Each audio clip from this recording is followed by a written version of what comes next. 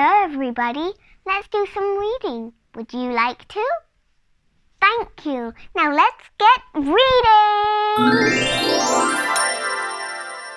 Welcome back everyone!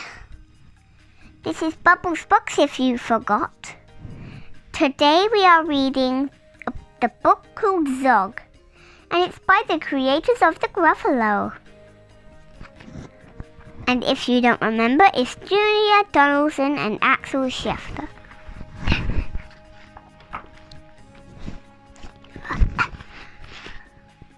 Madam Dragon ran a school many moons ago.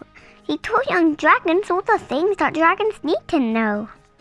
Though the biggest dragon was the keenest one by far, he tried his hardest every day to win a golden star. Ew!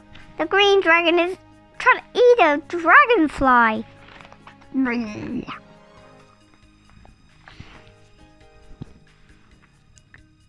And one of them has chicken legs, little chicken feet. But anyways, all the dragons in year 1 were learning how to fly. I said, Madam Dragon, way up in the sky. Now that you've been shown, you can practice on your own. And you'll all be expert flyers by the time you're fully grown. So went off to practice, flying fast and free. He soared and swooped and looped the loop, then crashed into a tree.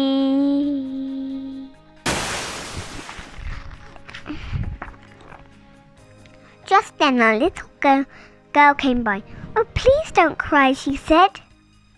Perhaps you'd like a nice sticky plaster for your head. What a good idea, said Zog. Then up and off he flew, his plaster gleaming pinkly as he zigzagged through the blue. A year went by, and in year 2, the dragons learned to roar. More, said Madam Dragon. Louder, I implore. Now that you've been shown, you can practice on your own, and you'll all be champion fly roarers by the time you're fully grown. So when told to practice, he roared with fearsome force. He kept it up for hours on end, but then his throat grew hoarse. Just then the girl came by again. He said, what rotten luck! Perhaps you'd like a nice soothing peppermint to suck. What a good idea, said Zog. Then up and off he flew, and breathing fumes of peppermint, he zigzagged through the blue. A year went by, and in year 3, the dragons learned to blow. No, said Madam Dragon, bring out fire, not snow. Now that you've been shown, you can practice on your own, and you'll all be breathing bonfires by the time you're fully grown. So went off to practice. He blew with all his might. He twirled around in true and his wingtip caught light. Just then the girl came by again. She said, you poor old thing, perhaps you'd like a nice stretchy bandage for your wing. What a good idea, said Zog. Then up and off he flew, his bandage flapping wildly as he zigzagged through the blue. All the year 4 dragons were learning. Can you guess? Yes, said Madam Dragon, how to capture a princess. Now that you've been shown, you can practice on your own. You'll need to capture hundreds by the time you're fully grown.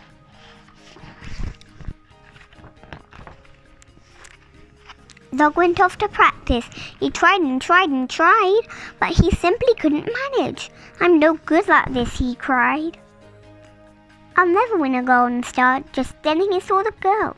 Perhaps, she said, you'll like to capture me. I'm Princess Pearl. What a good idea, said Zog. Then up and off they flew, the princess gripping tightly as they zigzagged through the blue.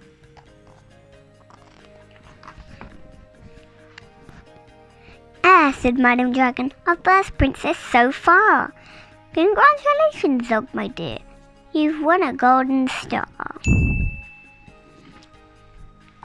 Zog was proud and happy, and Pearl felt good as well. She took the dragon's temperatures and nursed them when they fell.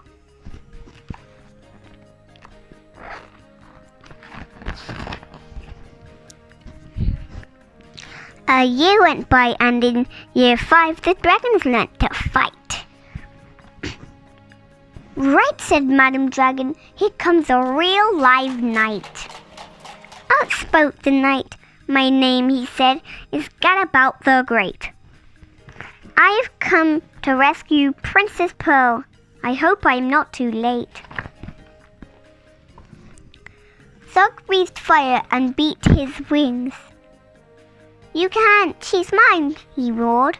Oh no, she's not, yelled the knight, and waved his trusty sword. The other dragons crowded round and rushed them all agog. Who was going to win the fight? Mr. Knight or Zog? Then Princess Pearl stepped forward, crying, Stop, you silly people. The world's already far too full of cuts and burns and bumps.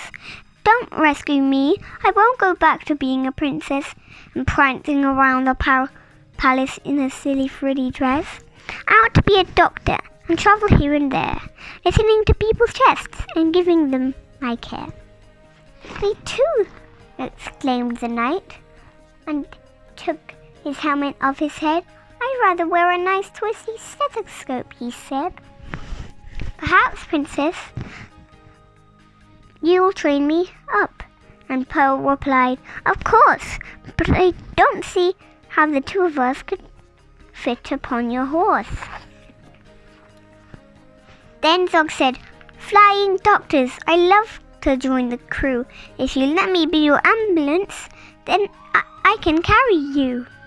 Bravo, said Madam Dragon, an excellent career. And all the Year 5 dragons gave a loud resounding cheer. Then Madam Dragon told the horse, I really hope you'll stay.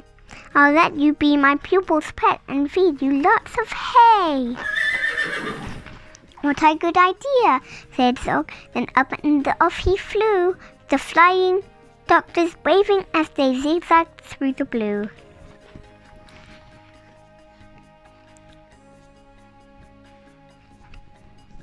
What was that? There were 2 squirrels holding a crown. I don't know what that's about. But anyways, that is the end of the book called Zog. I hope you enjoyed reading this with me. If you did, hit that subscribe button. Give me a big thumbs up. Comment down below on Facebook or Twitter for any other books you want me to read. And I'll see you next time.